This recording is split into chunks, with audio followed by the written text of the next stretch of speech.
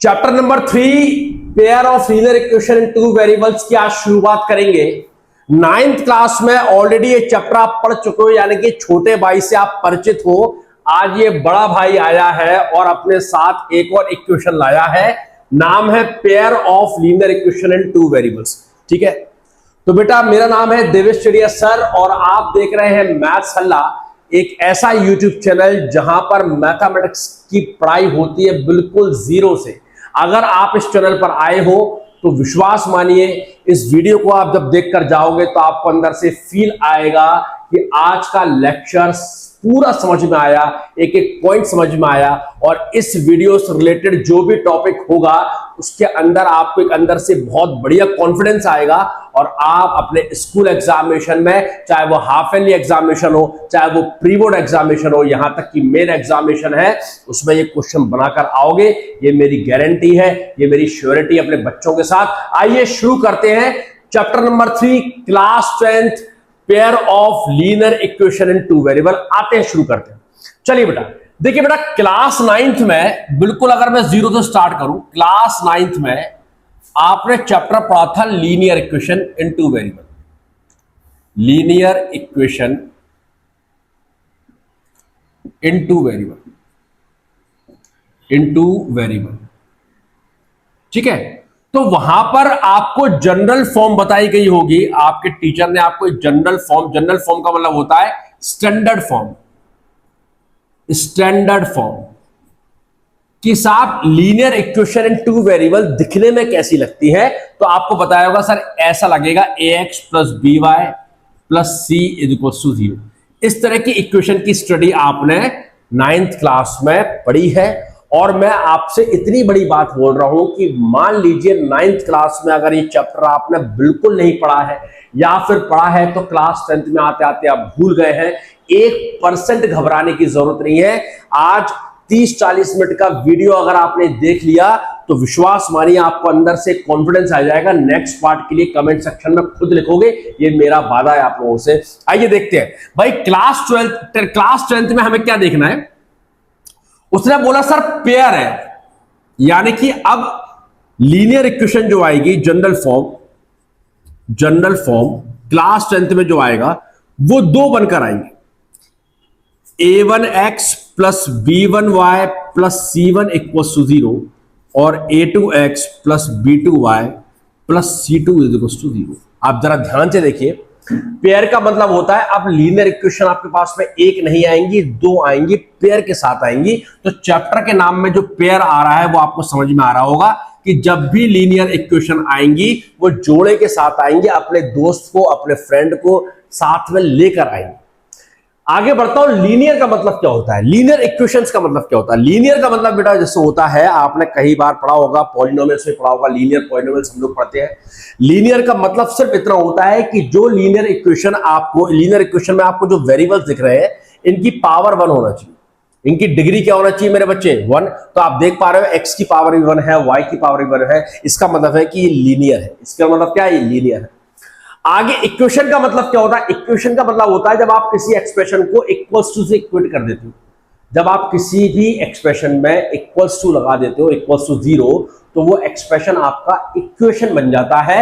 याद करिए chapter number 2 polynomials, जहां पर हम लोगों ने लीनियर पॉलिनोमियल पढ़ा था। लीनियर पॉलिनोमियल का मतलब क्या होता है, जनरल फॉर्म क्या होता है, ax plus b, px is equal to ax plus b से हम लीनियर पॉलिनोमियल को बुलाते थे। और जब मैं इसी ax प्लस b को 0 से इक्वेट कर देता था तो वो लीनियर इक्वेशन बन जाता था। तो इक्वेशन का मतलब है कि आपको पिक्चर में इक्वल्स टू भी देखने को मिलेंगे, इक्वल्स टू की तरफ क्या मिलेगा, आपको 0 देखने को मिलेगा। नेक्स्ट है इन टू वेरिएबल्स, यानी कि आप देख पा रहे हैं दो वेरिएबल का मैं यूज कर रहा हूं x और y। तो यानी कि ये कुल मिलाकर आपका बना pair of linear equation in two variable. अभी बच्चे ने चैप्टर का मतलब तो समझ लिया साहब, चैप्टर का मतलब एक्चुअली है क्या, बात समझ में आ रही है। अब यहां पर जब आप जनरल फॉर्म की बात करते हो तो यहां पर आपको दिख रहा है a1 b1 c1, a1 हुआ, b1 हुआ, c1 हुआ, या a2 हुआ, b2 हुआ, c2 हुआ। ये बेटा कोफिशिएंट्स कहलाते हैं, ये कोफिशिएंट्स कहलाते हैं, है ना। बिल्कुल 0 से स्टार्ट कर रहा हूं क्योंकि मैंने स्टार्टिंग में आपसे बोल दिया था, मैं ये मान के चल रहा हूं कि बच्चों ने 9th क्लास में लीनियर इक्वेशन पढ़ी ही नहीं है, और अगर पढ़ी है तो 10th क्लास में आते आते भूल गए, इसलिए बिल्कुल मैं जीरो से स्टार्ट कर रहा हूं। तो A1 B1 C1 और A2 B2 C2 मेरे बच्चे क्या होते हैं, आपके कोफिशिएंट्स कहलाते हैं। क्या कहलाते हैं? कोफिशिएंट्स कहलाते हैं। अब सुनो जरा ध्यान से। अब भाई असमंजस कहां पर आता है, बच्चों को कंफ्यूजन कहां पर आता है, जैसे जैसे चैप्टर आगे बढ़ेगा वैसे वैसे कॉन्सेप्ट्स आपके बिल्ड होते जाएंगे, पर शुरुआत में कहीं ना कहीं बच्चों को दिक्कत ये जरूर आती है कि सर अगर मान लीजिए एग्जाम्पल के लिए मैंने एक इक्वेशन लिखी 2x + 3y + 1 = 0, ये आपके पास में एक लीनियर इक्वेशन है। बोल दो हाँ या ना। बिल्कुल है linear equation. Linear equation in 2 variable आपको दिख रहा है, क्योंकि x और y की पावर क्या दिख रही है आपको 1 1, और यहां पर 2 वेरिएबल्स यूज हो रहे हैं और इक्वल्स टू में 0, यानी कि लीनियर इक्वेशन इन 2 वेरिएबल है। कभी कभी क्या होता है, अगर मैं आपसे पूछूं, नोट करके पूछूं, अगर मैं आपसे पूछूं कि साहब जो जनरल फॉर्म होता है लीनियर इक्वेशन का वो होता है ax + by + c = 0, है ना। मैं अभी आपको एग्जांपल सिर्फ एक ही इक्वेशन दे रहा हूं, ठीक है कि नहीं है। बाकी पिक्चर में हमेशा 2 इक्वेशंस आएंगे, तो एक इक्वेशन पे आप एग्जांपल समझिए, दोनों इक्वेशन को लागू होगा। बात समझ में आ रही है? मेरे पास जनरल फॉर्म जो होता है ये आपने समझ चुके। अब बच्चा क्या बोलता है, सर कभी कभी एग्जाम में सीबीएसई बोर्ड एग्जामिनेशन किस तरीके से बच्चे की परीक्षा लेता है, किस तरह से बच्चे का मजे लेता है, जरा देखिए। वो जानता है कि बच्चा रट के आया है कि भाई जनरल फॉर्म जो होता है वो ax + by + c, यानी कि जिसमें x का टर्म भी होता है, y का टर्म भी होता है, एक c जिसमें एक कांस्टेंट भी होता है, उसको बच्चा लीनियर इक्वेशन 2 वेरिएबल बोलता है। अगर वो आपसे बोलेगा कि सर मैंने सिर्फ इतना बोल दिया ax + c = 0, तो भैया ये क्या है, ये क्या है? बच्चा बस यही कंफ्यूज हो जाएगा। और अभी आप देखोगे जैसे जैसे चैप्टर आगे बढ़ेगा इस तरह के फॉर्मेट्स खूब देखने को मिलेंगे मेरे बच्चे। तो अभी से पहले लेक्चर के 15 मिनट से ही आप क्या कर लो, अपने फंडामेंटल क्लियर कर लो, बिल्कुल क्या आने वाला है भविष्य में। देखो एक एग्जांपल समझाता हूं। जैसे मैंने आपसे बोला, सर 2x + 3 = 0, और आपसे पूछा बताओ ये लीनियर इक्वेशन है क्या इन 2 variable. Linear equation in 2 variable क्या है क्या? तो बच्चा बड़ा परेशान हो जाएगा। उन्होंने बोला, सर ने बोला था यार 2 वेरिएबल तो दिख ही नहीं रहे। अच्छा ये लीनियर इक्वेशन इन 1 वेरिएबल तो है, x तो आपको दिख रहा है। तो बच्चा बोलेगा सर बिल्कुल है, क्यों नहीं है? कौन सा वेरिएबल इसमें एब्सेंट है? इसमें आप कौन सा वेरिएबल आपको नहीं दिख रहा? इसमें आपको वेरिएबल y नहीं दिख रहा। तो बच्चा बोलेगा सर वेरिएबल y तो बना सकता हूं मैं, 2x लगा दिया और वेरिएबल y का कोफिशिएंट मैंने क्या कर दिया, 0 कर दिया। तो बात वही है, जैसा ये लिखा हुआ है वैसे ही बिल्कुल ये लिखा हुआ है, बस मैंने क्या कर दिया, थोड़ा मेकअप कर दिया। सर मेकअप के नाम पर मुझे y नहीं दिख रहा था, उसका कोफिशिएंट मैंने क्या कर दिया, 0 कर दिया। यानी कि अभी आप क्या देख रहे हो, a आपके पास क्या है, 2 है, b आपके पास क्या है, 0, और c आपके पास क्या है, 3 है। तो अब क्या बन गया, ये बन गया आपका लीनियर इक्वेशन इन 2 वेरिएबल। बात समझ में आ रही है? इसी तरीके से कभी कभी क्वेश्चन आपसे पूछेगा कि भैया मैंने सिर्फ y का टर्म दे दिया, by + c = 0 दे दिया। अब बताओ ये क्या है, या इस पर बेस्ड क्वेश्चन आएगा तो बच्चा कंफ्यूज हो जाएगा। तो आप साफ साफ देख पा रहे हो। अगर मैं एग्जांपल की बात करूं, मैंने बोला 7y - 2 = 0, तो बच्चा बोलेगा भाई कौन सा वेरिएबल एब्सेंट है इसमें, कौन सा वेरिएबल नहीं है, x नहीं है, बना लेता हूं सर। तो देखो 0 × x + 7y - 2 = 0। तो आप देख पा रहे हो यहां x वेरिएबल भी आ गया, y वेरिएबल भी आ गया, कांस्टेंट भी है, यानी कि लीनियर इक्वेशन इन 2 वेरिएबल है। यहां पर a का रोल प्ले कर रहा है 0, b का रोल प्ले कर रहा है 7 और c का रोल प्ले कर रहा है -2। तो इस तरीके के भ्रम से, इस तरह की गलतियों से आप बचिए। क्वेश्चन ax + by + c के फॉर्मेट में भी आ सकता है, क्वेश्चन एक वेरिएबल में भी आ सकता है, इक्वेशन सिंगल वेरिएबल में भी आ सकती है। बस आपको पकड़ में आना चाहिए, जो भी वेरिएबल मिसिंग है उसको लेकर आ जाओ और उसका कोफिशिएंट क्या कर दीजिए मेरे बच्चे, 0 कर दीजिए। बात समझ में आ रही है कि नहीं आ रही है? आ रही है, ठीक है। अब सबको पता होता है कि भाई लीनियर इक्वेशन इन 2 वेरिएबल का जो ग्राफ होता है वो एक स्ट्रेट लाइन होती है। बच्चा 9th क्लास में बिल्कुल रट कर आया है, बिल्कुल समझ कर आया है। और मैं वीडियो में पहले ही बता चुका हूं, किसी बच्चे को अगर 9th क्लास बिल्कुल भी नहीं आती है, घबराने की जरूरत नहीं है। ये 30 मिनट का लेक्चर आपके अंदर इतना मोटिवेशन क्रिएट कर देगा कि आप सेकंड लेक्चर देखने यहीं आओगे, ये मेरा वादा है। और 2 कमेंट कर आओगे कि सर सेकंड लेक्चर कब लेकर आ रहे हो। तो थोड़ा देख लेते हैं, ग्राफ के ऊपर डिस्कशन कर लेते हैं कि लीनियर इक्वेशन का ग्राफ कैसा होता है। चलो बेटा, सबको पता है लीनियर इक्वेशन का जो ग्राफ होता है मेरे बच्चे, वो एक स्ट्रेट लाइन होता है। वो हर बच्चे को पता होता है, एक स्ट्रेट लाइन। कोई भी लीनियर इक्वेशन अगर मैं आपको देता हूं और आपसे बोलता हूं कि इसका ग्राफ प्लॉट करिए, तो आप जब प्लॉट करोगे, और हम प्लॉट करना सीखेंगे, इसी चैप्टर में सीखेंगे, पर आगे वाले वीडियोस में देखेंगे, तो आप क्या देखेंगे कि हर लीनियर इक्वेशन इन 2 वेरिएबल का ग्राफ क्या बन रहा है, आपको एक स्ट्रेट लाइन बनता हुआ नजर आ रहा है, ठीक है। अब सुनो जरा, अब जब भी आपके पास स्ट्रेट लाइन आएगी, किसी लीनियर इक्वेशन का आपने ग्राफ बनाया और ग्राफ कैसा आया, स्ट्रेट लाइन आया, ये तो बच्चों को पता है। तो जो स्ट्रेट लाइन आएगी, जो भी स्ट्रेट लाइन आएगी उसका सर नेचर कैसा होगा? क्योंकि आप क्या पढ़ रहे हो, आप पढ़ रहे हो pair of linear equation two variable. तो ग्राफ पेपर पर जब आप दो लीनियर इक्वेशंस के ग्राफ बनाओगे तो दो ग्राफ बनेंगे, पहली इक्वेशन के लिए पहला ग्राफ, दूसरी इक्वेशन के लिए दूसरा ग्राफ। ठीक है, तो दोनों इक्वेशंस का नेचर कैसा होगा? नेचर का मतलब होता है, जरा फर्स्ट पॉइंट को अगर मैं ध्यान से देखूं, मान लो मेरे पास दो लीनियर इक्वेशन है, मान लीजिए लेट मैंने बोला a1x plus b1y plus c1 equal to 0 और a2x plus b2y plus c2 is equal to 0। ये मेरे पास दो लीनियर इक्वेशन है। बात समझ में आ रही है? और बच्चे ने क्या किया, सुकून से घर बैठकर ग्राफ पेपर लिया और ग्राफ पेपर पर क्या बनाया सर, इनका ग्राफ बनाया। क्या बनाया? तो बच्चों को पता है इसकी भी एक स्ट्रेट लाइन आएगा, इसका भी एक स्ट्रेट लाइन आएगा। अब पहला नेचर है, अगर वो देखता है कि भैया दोनों लाइन जो है ना एक दूसरे को इंटरसेक्ट कर रही है, इंटरसेक्टिंग नेचर। पहला नेचर क्या है, उसने जब ग्राफ बनाया तो उसने देखा सर पहली लाइन इसको मैं L1 बोल देता हूं और इसको मैं क्या बोलता हूं मेरे बच्चे, L2 बोल देता हूं। तो उसने बोला सर जब मैंने L1 का ग्राफ बनाया तो ऐसा दिखने लगा और L2 का ग्राफ क्या बनाया मैंने तो वो ऐसा दिखने लगा साहब।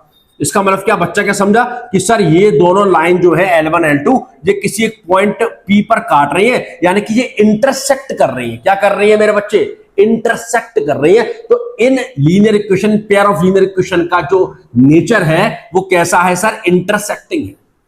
तो पहला नेचर तो हो सकता है मेरे बच्चे क्या है, वो इंटरसेक्टिंग। बात समझ में आ रही है? अब बच्चे ने बोला, उसका एक दोस्त था, उसने बोला कि भैया देखो मैं भी दूसरी दो इक्वेशंस लेकर और आया हूं, मैं भी इनका ग्राफ बनाऊंगा। उसने बैठ के ग्राफ बनाया, फिर दोनों बच्चे बहुत बढ़िया थे, बैठ के सेल्फ स्टडी करते थे घर बैठकर, ठीक है कि नहीं? तो उसने भी ग्राफ बनाया। तो उसने जब ग्राफ बनाया तो उसने क्या देखा कि भैया उसका जो ग्राफ आया ना, उसका जो ग्राफ आया, दोनों इक्वेशंस का जो ग्राफ आया वो कुछ ऐसा आ गया भाई साहब, ये L1 का ग्राफ आ गया, ये L2 का ग्राफ आ गया। तो बच्चे ने बोला, इस दोस्त ने बोला इस दोस्त से कि भैया मेरा ग्राफ तो आ रहा है, ये दो लाइंस ऐसी आ रही है, इनको बोलता हूं मैं पैरेलल। इनको क्या बोलता हूं मेरे बच्चे, पैरेलल। यानी कि बच्चे के समझ में आ गया कि सर दूसरा नेचर जो लाइन का आ सकता है, दूसरा नेचर जो लाइंस का आ सकता है वो क्या हो सकता है, लाइंस पैरेलल हो सकती है, वो आपस में कभी नहीं मिलेंगी, एक दूसरे के पैरेलल है। हो सकता है, बिल्कुल हो सकता है। और तीसरा दोस्त आया इतने में, उसने बोला भाई तुम मेरा फोन ही उठा रहे हो, दोनों क्या कर रहे हो, दोनों चक्कर पढ़ाई कर रहे थे घर बैठ के, है ना, जो तीसरे को पता ना चल जाए कि हम बहुत ज्यादा पढ़ रहे हैं, हमें नंबर लाना है, हम मोटिवेटेड है, ठीक है। तो तीसरे ने क्या किया, एकदम घर पे आ गया और बोला भैया जी क्या कर रहे हो, और मैं सर ग्राफ बना रहा हूं, सर ने बोला था यार घर बैठ के ग्राफ बनाना, तो यार मैं भी बनाऊंगा ग्राफ, यार कैसी बात कर दी। तो तीसरे ने फिर एक क्वेश्चन उठाया और उसने क्या किया, दो लीनियर इक्वेशंस के ग्राफ बनाए और उसने क्या देखा, तो उसने ये देखा कि साहब एक लीनियर इक्वेशन जिसको मैं L1 बोलता था उसका ग्राफ ये आया, और दूसरे का जब उसने ग्राफ बनाया तो उसने देखा उसी का ग्राफ, एक और लीनियर इक्वेशन का ग्राफ उसी के ऊपर आ गया। L1 का ग्राफ भी वही है और L2 का ग्राफ बिल्कुल जस्ट उसके ऊपर ही आ गया, L1 लाइन के ऊपर ही आ गया। तो भैया उसने बोला सर ये क्या हो रहा है, तो उसने किताब जब पढ़ी, जब उसने लेक्चर देखे तो उसने बोला अच्छा इसको भी एक नेचर बोलते हैं और इस नेचर को मैं बोलता हूं कोइंसाइड, कोइंसाइड, कोइंसाइड नेचर।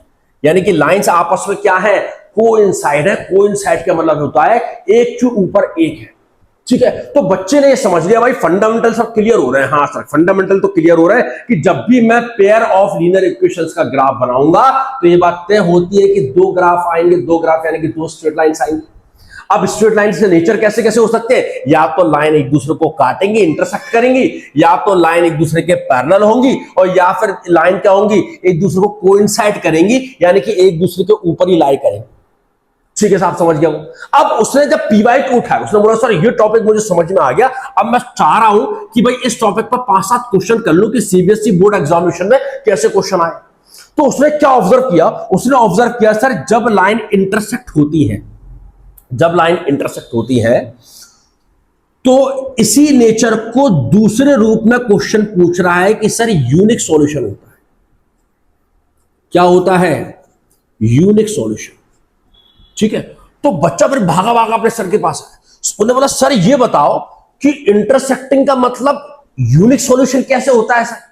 तो गुरुजी ने बताया कि बेटा आगे से बिल्कुल याद रखना, जब भी तुम लाइंस का ग्राफ बनाओ तो याद रखना लाइन एक दूसरे को जितनी जगह टच करेंगी या कट करेंगी उतने ही सॉल्यूशन बन जाते हैं, उतनी सॉल्यूशन क्या बन जाते हैं, अच्छा। तो उसने बोला सर ये लाइन जो है ना एक दूसरे को सिर्फ एक ही पॉइंट पर कट कर रही है या टच कर रही है, वो है पॉइंट पी, मतलब एक ही पॉइंट है, मतलब क्या हो गया, यूनिक सॉल्यूशन। यूनिक का मतलब होता है एक। तो इसका सॉल्यूशन क्या आएगा, इसका सॉल्यूशन आएगा यूनिक। क्या आएगा, यूनिक। बात समझे। फिर दूसरे बच्चा गया, अरे सर सर सर ये बताओ कि भैया ये मैंने ग्राफ बनाया था सर, और मेरे ग्राफ का नेचर कैसा आ रहा है, पैरेलल आ रहा है। क्या आ रहा है सर, पैरेलल। तो गुरुजी ने बोला बेटा देखो पैरेलल आ रहा है, और आपको पता है कि पैरेलल लाइंस तो कभी आपस में मिलती ही नहीं है, इनको चाहे कितना भी खींचते चले जाओ ये कभी आपस में नहीं मिलेंगी। तो ये दोनों लाइंस ना तो भविष्य में फ्यूचर में कभी ना टच करेंगी ना कट करेंगी, इसका मतलब है कोई सॉल्यूशन नहीं आने वाला। तो हमने बोला भाई इसको नो सॉल्यूशन। क्या बोला, नो सॉल्यूशन।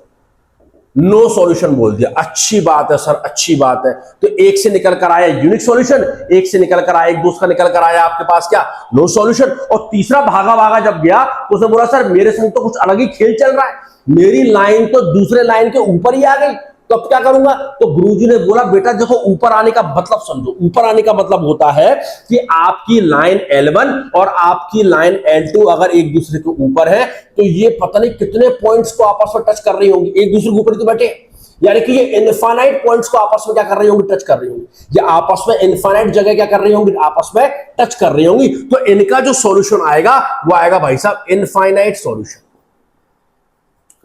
Infinite solution. अब बच्चे भैया तीनों खुश हो गए, अपने अपने घर गए, गुरुजी ने होमवर्क दिया कि बेटा पकड़ो 5 क्वेश्चन पकड़ो और तीनों क्या करना, घर बैठ के इन 5 क्वेश्चन को लगाना और कोई डाउट आ दोबारा मेरे पास आना। ठीक है भैया, दोनों बच्चे इतने अच्छे थे, तीनों बच्चे इतने अच्छे थे, घर बैठ के लग गए और तीनों क्वेश्चंस करने लगे। अच्छा भैया पहले वाले ने जब क्वेश्चन किया तो उसको अटक गया वो एक क्वेश्चन में, वो बोल रहा सर, जब वो भागा भागा आया दोबारा सर के पास, बोला सर अभी मैं आपने जो क्वेश्चन दिया था और जब मैंने उसको क्वेश्चन को किया तो क्वेश्चन में ना तो इंटरसेक्टिंग वर्ड लिखा हुआ था, क्वेश्चन में सर ना तो यूनिक सॉल्यूशन लिखा हुआ था, सर क्वेश्चन में एक नया वर्ड लिखा हुआ था, उसका नाम है कंसिस्टेंट। क्या होता है, कंसिस्टेंट। तो गुरुजी ने बोला कि बेटा इस वर्ड को भी अच्छी तरह याद कर लो, सीबीएसई इस वर्ड पर बहुत क्वेश्चन पूछता है और जैसे तुमसे नहीं बना वैसे बहुत बच्चों से नहीं बनता अगर उनके बेसिक्स और फंडामेंटल क्लियर नहीं। ठीक है, तो सर ने बोला कि बेटा जब जब तुम्हारे पास सॉल्यूशन होगा, सॉल्यूशन कब कब होगा, या तो लाइन एक दूसरे को इंटरसेक्ट करेंगे या तो लाइन क्या करेंगे, एक दूसरे को कोइंसाइड करेंगे, तो हमेशा सॉल्यूशन होगा, एक यूनिक सॉल्यूशन होगा, एक इनफाइनाइट सॉल्यूशन होगा। तो जब जब तुम्हारे पास सॉल्यूशन होगा तब तक उसको मैं बोलता हूं कंसिस्टेंट। कंसिस्टेंट मतलब ये कि सर कभी भी आपके पास कंसिस्टेंट लिखा आ जाए, गुरुजी ने बोला कि भैया जब भी तुम्हारे पास कंसिस्टेंट लिखा आ जाए तो आप ये समझ जाना कि या तो यूनिक सॉल्यूशन पर क्वेश्चन है या फिर इनफाइनाइट सॉल्यूशन पर क्वेश्चन है। बात समझ में आ रही। और अगर मान लो जिस पर सॉल्यूशन नहीं है तो उसको हम क्या बोलेंगे, इनकंसिस्टेंट या नॉन कंसिस्टेंट, नॉन कंसिस्टेंट या इनकंसिस्टेंट, इनकंसिस्टेंट, इनकंसिस्टेंट। बस बच्चे को क्या पता था, बच्चे ने बोला सर 3 चीजें आपने हमें बता दी, और जब मैंने पीवाईक्यू पढ़ा, बच्चे ने बोला मैंने जब पीवाईक्यू पढ़ा सर मैंने ये देखा कि एमसीक्यू में इस नेचर पे तो हर साल क्वेश्चन आ रहा है। मैंने कहा हाँ सर बिल्कुल हर साल क्वेश्चन आ रहा है। तो गुरुजी ने बोला बेटा एक काम करो, इस टॉपिक को आपने अच्छी तरह समझ लिया है और बढ़िया बढ़िया घर बैठ के क्वेश्चन लगाओ, देखो फिर क्या मजा आता है। ठीक है ना। तो अब जब बच्चा क्वेश्चन लगाने गया, अब जब क्वेश्चन लगाने गया तो बच्चे ने बोला यार सर एक डाउट और, एक क्वेश्चन मुझे ऐसा मिला जिसमें बोल रहा है कि भैया ग्राफ बनाओ और फिर बताओ कि भैया ग्राफ का जो नेचर है वो इंटरसेक्टिंग है कि पैरेलल है या कोइंसाइड है। तो गुरुजी ने बोला इसमें क्या दिक्कत है, बना दो ग्राफ। तो बच्चे ने बोला सर 1 नंबर में आया क्वेश्चन, अब ग्राफ बनाने में कम से कम 5 मिनट तो मुझे लगेंगे। तो मतलब सीबीएसई बोर्ड के हिसाब से 5 नंबर का क्वेश्चन अगर आपको सॉल्व करना है तो उसमें आपको 5 से 6 मिनट देनी है बस, अगर आपको क्वेश्चन अपने मिस नहीं करवाना। तो अगर ये क्वेश्चन एमसीक्यू में आएगा तो साहब आपको मुश्किल से 40 सेकंड या 50 सेकंड, ज्यादा हार्डली 1 मिनट के अंदर क्या देना है, आपका आंसर देना। फिर सर ने, गुरुजी ने कुछ कंडीशंस बताई जिसके बेसिस पर बच्चे ने वो क्वेश्चन 30 सेकंड, 40 सेकंड, 20 सेकंड के अंदर क्या कर दिया, फोड़ दिया और ये बता दिया कि भाई इसका नेचर क्या है। आते हैं थोड़ी देर के लिए वो कंडीशंस क्या होती है, ठीक है कि नहीं। तो भाई कंडीशन की अगर बात करें कि अगर आपको पता करना है कि आपकी लाइंस का नेचर इंटरसेक्टिंग है तो क्या करना होता है, आपको क्या करना है, ये दो इक्वेशंस आपको जो दे रखी है, इनके रेशियोज, इनके कोफिशिएंट्स के रेशियोज निकालना है। तो आपने निकाला पहले a1/a2 और एक बार निकाला आपने b1/b2, और अगर a1/a2 b1/b2 आपस में बराबर नहीं है, ध्यान रखना, a1a2 यानी कि x के कोफिशिएंट है ना, b1b2 यानी कि y के कोफिशिएंट, इनका सिर्फ रेशियो लेना है। अभी न्यूमेरिकल जब मैं करवाऊंगा तो सारी पिक्चर क्लियर हो जाएगी। इनका सिर्फ क्या लेना, रेशियो लेना है। और अगर आपने देखा इनका रेशियो बराबर नहीं आ रहा तो बच्चे ने पकड़ लिया, सर इसका ग्राफ बनाने की जरूरत ही नहीं है, अगर मैं इनका ग्राफ बनाऊंगा तो ये 100% एक दूसरे को करेंगे, इंटरसेक्ट करेंगे। हम लोग अभी देखेंगे, भी चिंता मत करना, बात समझे। एक और बच्चा चला, उसने बोला सर मेरा तो नेचर क्या था, पैरेलल था, पहले यानी कि नो सॉल्यूशन। तो उसने देखा कि उसकी कंडीशन क्या है, a1/a2 equals to b1/b2 is not equals to c1/c2। जब भी ये कंडीशन आती है तब हम पता कर लेते हैं कि भाई जो दो लीनियर इक्वेशंस आपको दे रखी है उनका ग्राफ कैसा बनेगा, पैरेलल बनेगा। आपको ग्राफ पेपर पर ग्राफ ड्रॉ करने की आवश्यकता नहीं है, एक नंबर पर क्वेश्चन इसी कंडीशन पर आता है। और तीसरा बोला सर कोइंसाइड। कोइंसाइड का मतलब क्या है, कोइंसाइड मतलब है कि आपका अगर रेशियो a1/a2 आपने निकाला, b1/b2 निकाला और c1/c2 निकाला, अगर ये तीनों बराबर आ गए, अगर ये क्या आ गए, तीनों बराबर आ गए, तो ये लिख लेना कि जब आप इन लाइंस का क्या बनाओगे, ग्राफ पेपर पर ग्राफ बनाओगे, तो एक दूसरे को क्या करेंगे, वो कोइंसाइड करेंगे, कोइंसिडेंट होंगी। ये बात पक्के पर लिख लो। ये जो रेशियो आए हैं ये बेहद इंपॉर्टेंट है।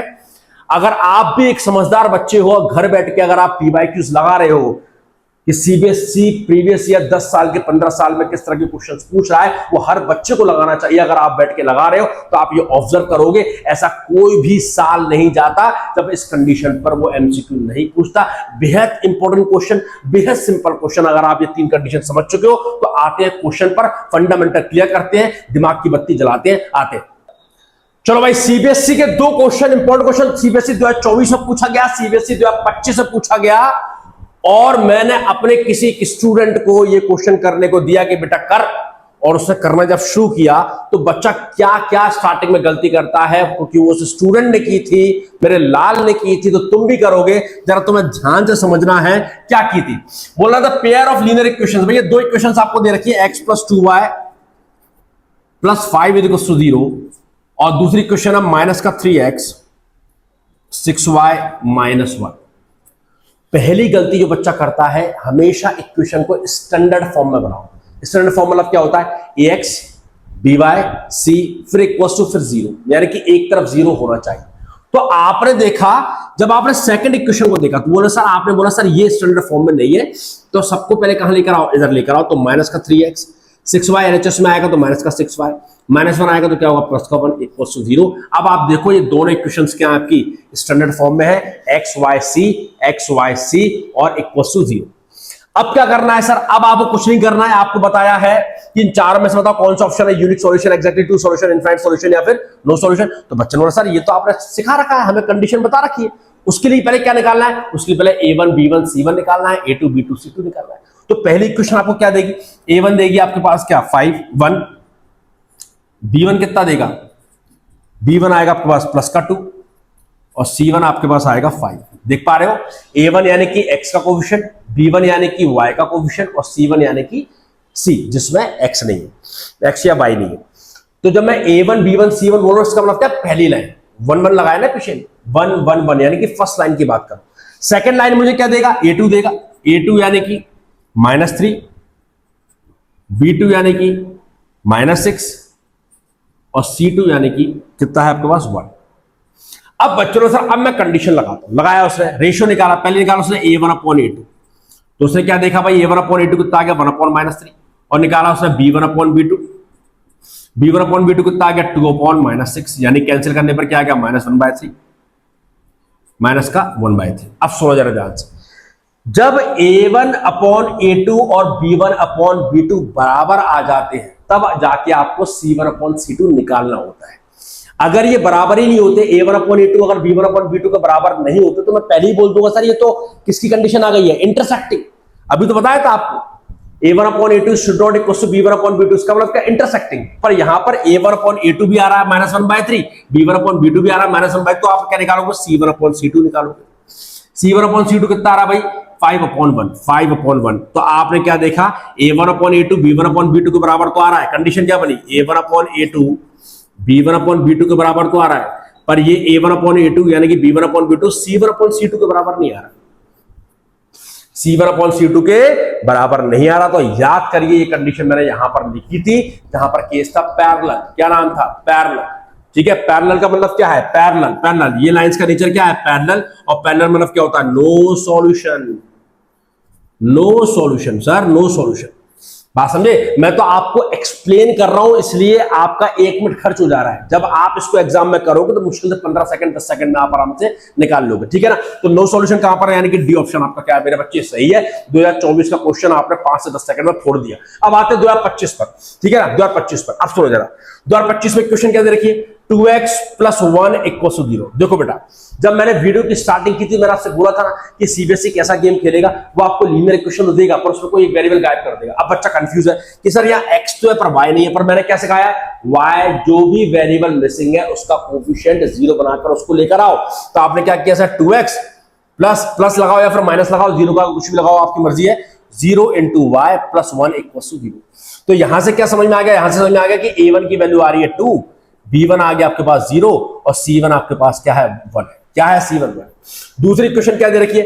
3y - का 5 = 0। यहां पर कौन सा वेरिएबल मिसिंग है सर? x मिसिंग है, तो x को लेकर आ जाओ, कोएफिशिएंट 0 बना दो। तो 0 × x + का 3y - का 5 = 0। यहां से क्या निकल कर आया? a2 निकल कर आया 0, b2 निकल कर आया आपके पास 3 और c2 कितना निकल कर आया? - का 5।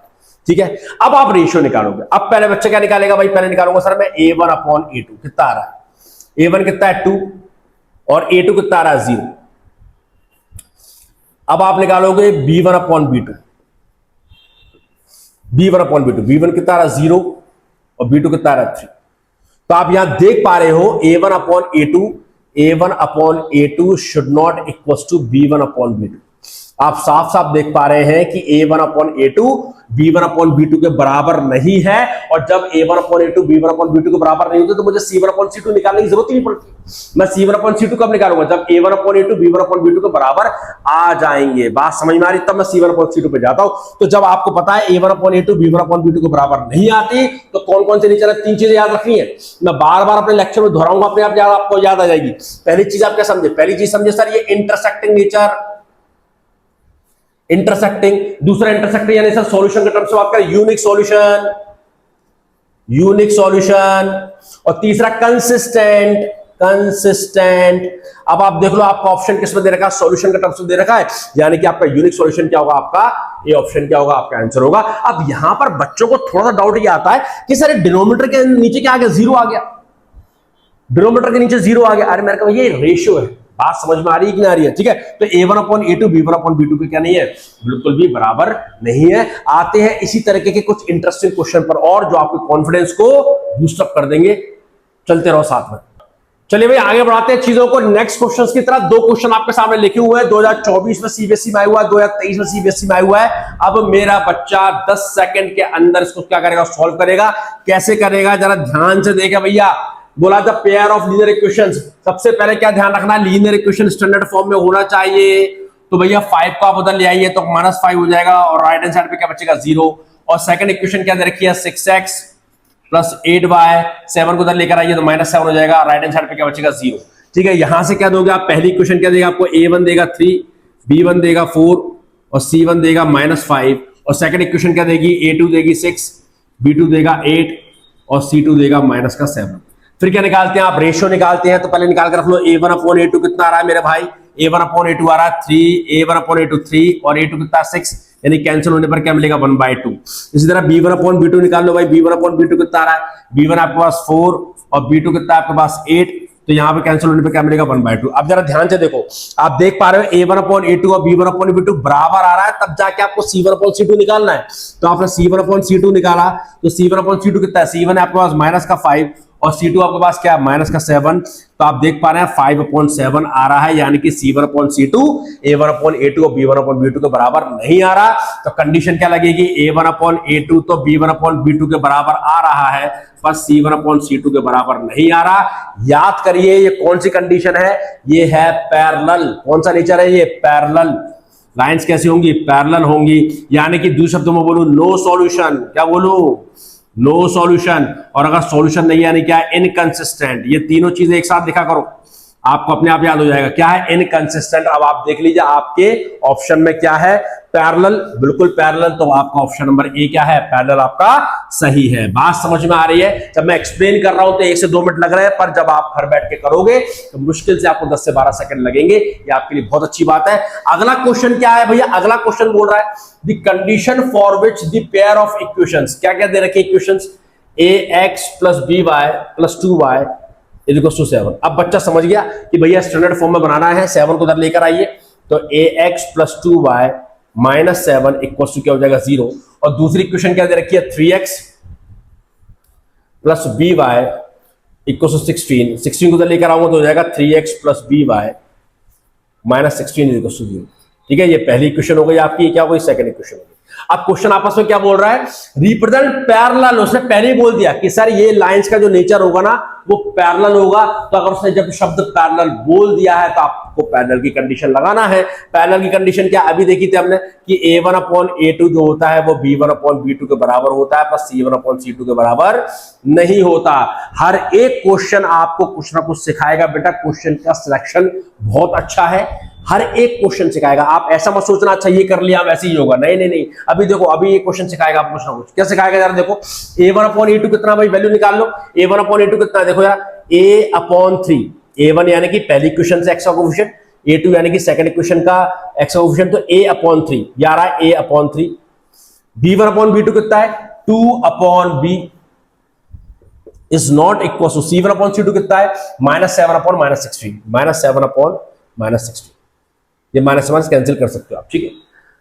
अब बच्चा यहां के फंस जाएगा। मैंने बोला था ना हर एक क्वेश्चन आपको कुछ ना कुछ सिखाएगा। तो अगर आप एक अच्छे स्टूडेंट हो, अगर आप वाकई में अच्छे मार्क्स लेकर आना चाह रहे हो तो बेटा वीडियो पूरा देखा करो, या तो बिल्कुल मत देखो या देखो तो पूरा देखो। बात समझ में आ रही है कि ना रही है? तो जब आपने देखा कि सर ये 3 रेशियो आपस में आमने सामने लिखे हुए हैं, हमेशा मैं सॉल्व उस रेशियो को पहले करता हूं जिनके बीच में इक्वल्स टू होता है। किसके बीच में इक्वल्स टू होता है?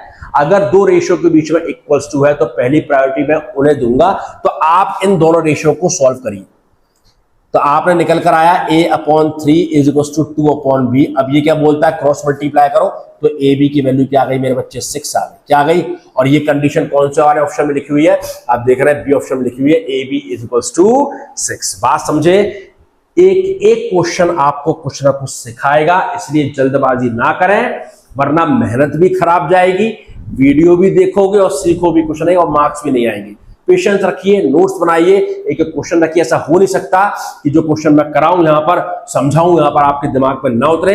एक बार चीजें दिमाग पर उतर गई, कॉन्सेप्ट बन गए, एग्जाम में क्वेश्चन फोड़ कर आओगे। आते हैं नेक्स्ट क्वेश्चन की तरफ। चलिए फिर से सीबीएसई 2025-2023 इंपॉर्टेंट क्वेश्चन। कौन सी कंडीशन पर क्वेश्चन बेस्ड है? इनफाइनाइट सॉल्यूशन पर क्या है? दोनों कंडीशन बेस्ड है।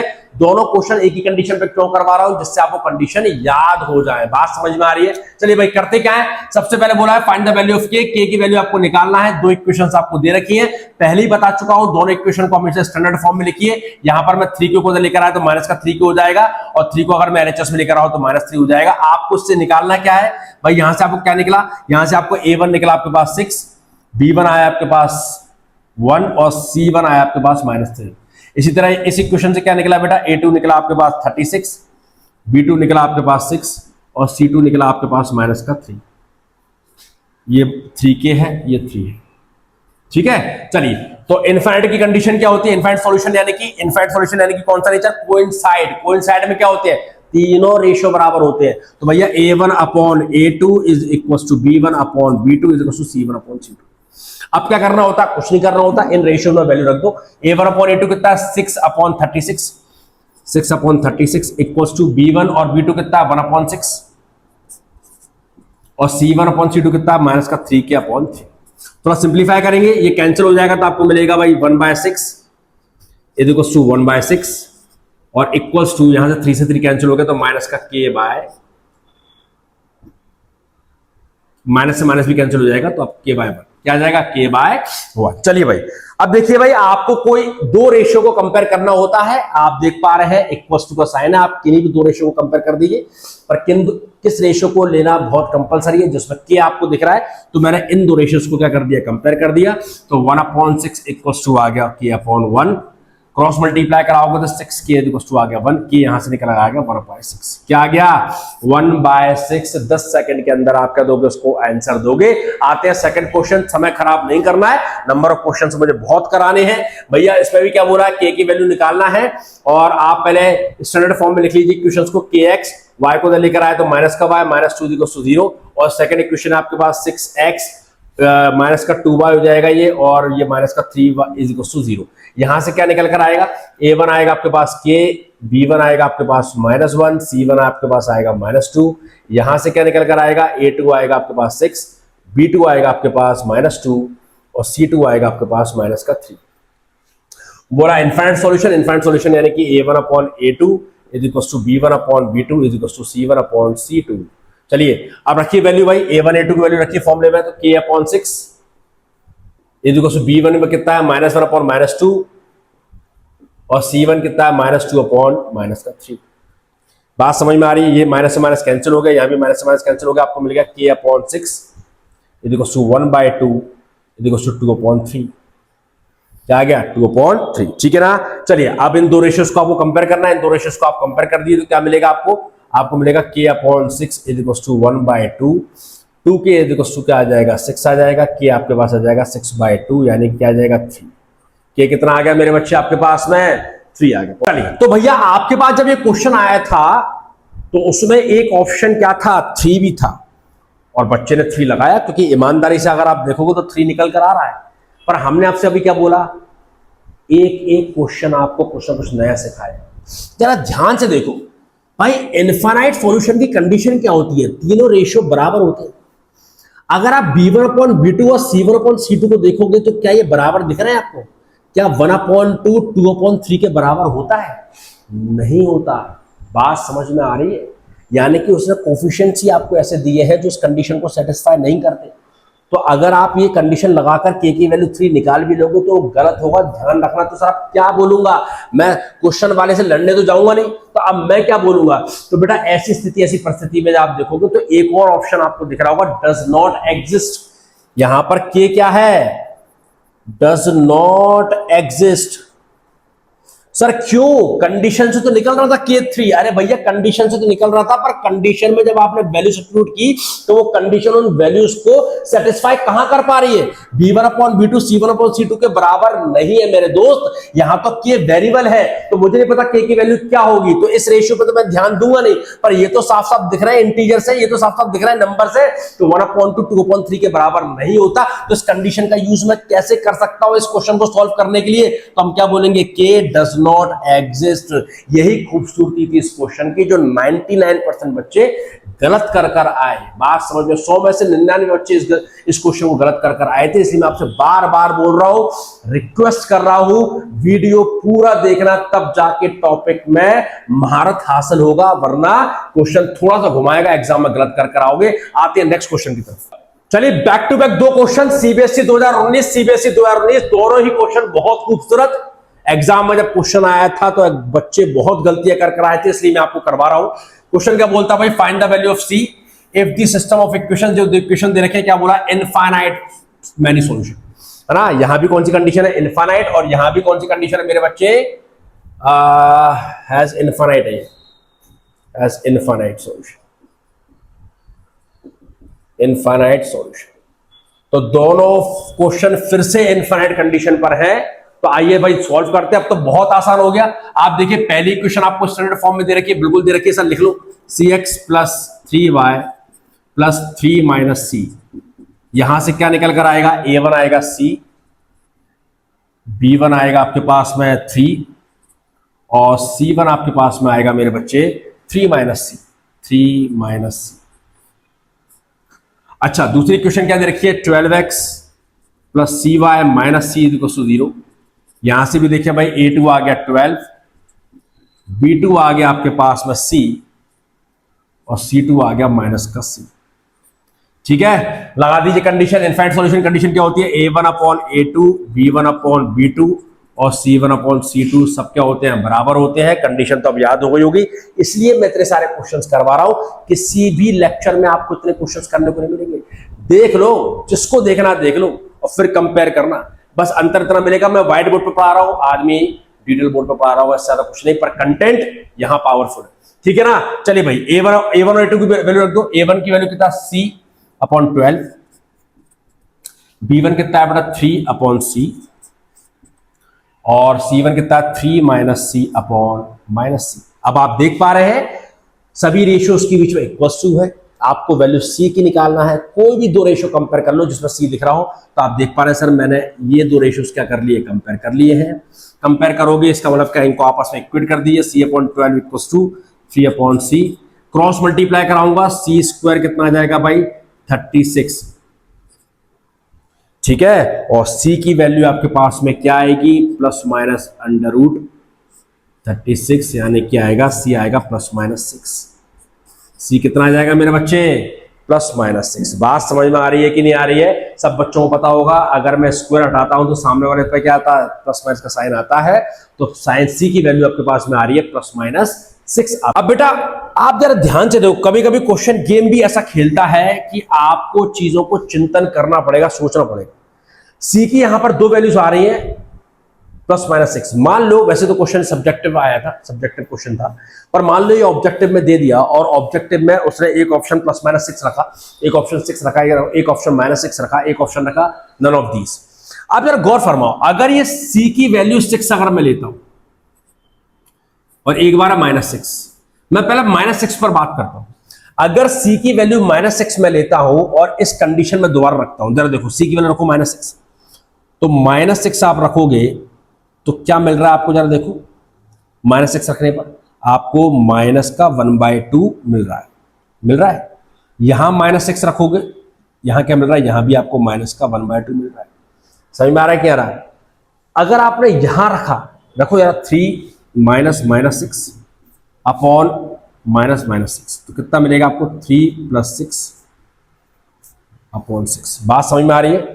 यानी कि आप कभी कभी अगर आपके पास दो आंसर्स आ रहे हैं ± के साथ, तो आप चेक कर लिया करो किस चेक पर, किस वैल्यू पर चीजें सेटिस्फाई हो रही है। 6 रखोगे तो 6 पे भी देखो 1/2 आ रहा है, यहां भी क्या आ रहा है 1/2 आ रहा है, यानी कि सारी चीज सही है। तो C = क्या आ गया आपका, ±6 आपका आंसर, ठीक है ना। चले भाई सेकंड क्वेश्चन पर आते हैं। यहां पर देखें आपसे कोई बात बोली है, चलो भाई 2x + 3y -7 = 0, 7 को उधर लेकर आ गया। सेकंड इक्वेशन दी है k + 1x + 2k - 1y, और आप 4k + 1 को उधर लेकर आओगे तो माइनस ब्रैकेट में आएगा 4k + 1 = 0, ठीक है। कंडीशन लगा दीजिए भाई, A1/A2 = B1/B2, C1/C2। Infinite solution का क्वेश्चन है, कंडीशन आपको याद हो गई होगी। वैल्यू लिख लीजिए, A1 की वैल्यू कितनी है, 2/k + 1 = B1 कितना है 3/2k - 1, और C कितना है -7/- 4k + 1, ठीक है। अब आपको k निकालना है, किन्हीं भी दो रेशियो को क्या कर दो, कंपेयर कर दो। तो आपने शुरू के दो रेशियोज कंपेयर कर लिए, 2/k + 1 = 3/2k - 1। सॉल्व किया आपने, जरा देखो क्रॉस मल्टीप्लाई करूंगा, 2 का 2k - 1 से करूंगा, 2 × 2 कितना 4k, -2 × -1 कितना होगा -2 = 3 × k होगा 3k, और k × 1 क्या होगा, 3 × 1 क्या होगा +3। तो 3k को उधर लेकर आया तो हो गया 4k - 3k, और आप -2 को उधर लेकर आया 3 + 2, तो k आपके पास में निकल कर आया 5। क्या निकल कर आया 5। तो एक एक बच्चों को अब समझ में आ गई होगी, इनफाइनाइट सॉल्यूशन पर कंडीशन भी समझ में आ गई होगी, न्यूमेरिकल्स भी मैंने सारे इंपॉर्टेंट करवा दिए हैं, कंडीशन भी याद हो गई होगी। अब थोड़ा कंडीशन को चेंज करते हैं, इस बात को बिल्कुल मत भूलना, हर एक क्वेश्चन कुछ ना कुछ सिखाएगा। अगली कंडीशन जो मैं चेंज करूंगा वो भी आपको बहुत कुछ सिखा कर जाएगी। आइए देखते हैं अगला क्वेश्चन। चलिए बैक टू बैक फिर दो क्वेश्चन, सीबीएसई 2020, सीबीएसई 2021। इस बार कंडीशन लगाएंगे नो सॉल्यूशन। नो सॉल्यूशन देख लो बेटा, नो सॉल्यूशन। इनफाइनाइट पर मैंने बात कर ली, 3-4 क्वेश्चंस करवा दिया, आपके फंडे क्लियर हो गए होंगे।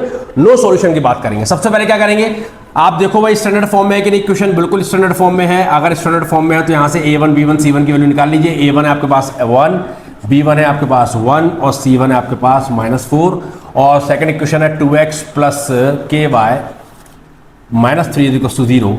यहाँ से A2 आया 2, B2 आया आपके पास k, और C2 आया आपके पास -3। अब नो सॉल्यूशन कंडीशन क्या होती है, A1/A2 तो B1/B2 के बराबर होता है, पर C1/C2 के बराबर नहीं होता। वैल्यू पुट कर दीजिए, 1/2 इज इक्वल्स टू b1 कितना है 1/k और is not equals to c1 है -4/3। ठीक है, तो आपको k निकालना है और आप देख पा रहे हैं जब इन दो रेशियोज को मैं कंपेयर करूंगा तो k बहुत आराम से आ जाएगा। तो 1/2 इज टू 1/k, तो k की वैल्यू क्या आ गई मेरे बच्चे 2 आ गई। क्या आ गई मेरे बच्चे 2। हर एक क्वेश्चन कुछ ना कुछ आपको सिखाएगा, हिम्मत मत हारिए, लगे रहिए, आप बोर्ड एग्जाम में बिल्कुल क्वेश्चन बनाकर आओगे। सेकंड क्वेश्चन क्या बोलता है भाई साहब, स्टैंडर्ड फॉर्म में बना लीजिए x + 2y -5 = 0। तो यहां से a1 की वैल्यू आई 1, b1 की वैल्यू आई 2 और c1 की वैल्यू आई -5। इसी तरीके से दूसरी क्वेश्चन है 3x + ky + 15 = 0। a1 की वैल्यू है आपके पास में 3, a2 की वैल्यू a2 है 3, b2 है आपके पास k और c2 है आपके पास 15। ठीक है, फिर कंडीशन लगाई मैंने a1/a2 = b1/b2 but not equal to c1/c2। इस कंडीशन में आप वैल्यू पुट करिए, a1 कितना है 1 तो 1 और a2 कितना है 3 तो 1/3 इज इक्वल टू b1 कितना है 2 और b2 कितना है आपके पास k is not equal to c1 कितना है बेटा मेरे बच्चे, c1 है आपके पास -5 और c2 है आपके पास में क्या 15। आप देख पा रहे हैं आपको k निकालना है, इस रेशियो को आप कंपेयर कर दीजिए 1/3 इज इक्वल टू आ गया 2/k। तो k की वैल्यू यहां से क्या निकल कर आई 6 निकल कर आई। हिम्मत मत हारना, यहां तक अगर आप पहुंचे हो तो आखिरी तक मेरा साथ जरूर देना अगर मार्क्स पूरे चाहिए एग्जामिनेशन में, वरना आधी अधूरी जानकारी बहुत नुकसान देती है। 5-10 मिनट वेट और करो, चैप्टर की इस वीडियो की समाप्ति करेंगे। 100% एफिशिएंसी, 100% मोटिवेशन, 100% कॉन्फिडेंस के साथ आते हैं। चलिए बैक टू बैक दोनों क्वेश्चन, दोनों सीबीएसई में आए हुए हैं। इस बार क्या बोलता है, वो बोलता है यूनिक सॉल्यूशन। कंडीशन दी है उसने किस पर मेरे बच्चे, यूनिक सॉल्यूशन पर उसने क्या दिया, कंडीशन दी है। अब तो बच्चे के लिए बहुत मजाक बन गया, इस तरह के क्वेश्चन तुरंत करेगा। सबसे पहले क्या करना है, स्टैंडर्ड फॉर्म में लिख लीजिए x + 2y -5 = 0। यहां से क्या जाएगा, a1 आ गया 1, b1 आ गया 2, c1 आ गया -5। एक और इक्वेशन दे रखी है 3x + ky + 15 = 0। आपके पास a2 आ गया 3, b2 आ गया आपके पास k और c2 आ गया आपके पास 15। अब यूनिक सॉल्यूशन की कंडीशन क्या होती है, a1/a2 should not equals to b1/b2। a1 की वैल्यू क्या है 1, a2 की वैल्यू क्या है 3, should not equals to b1 क्या है 2, b2 क्या है k। क्रॉस मल्टीप्लाई कराऊंगा आपको मिलेगा k should not equals to 6। बात समझ में आ रही है। अब बच्चा यहां पूछ सकता है सर यहां तो इक्वल्स टू का साइन नहीं है, नॉट इक्वल्स टू का साइन है, आपने इनको कंपेयर क्यों किया। बेटा कंपेयर मैं कर सकता हूं अपनी प्रायोरिटी को लेकर, कोई दूसरा रेशियो नहीं है ना इसमें।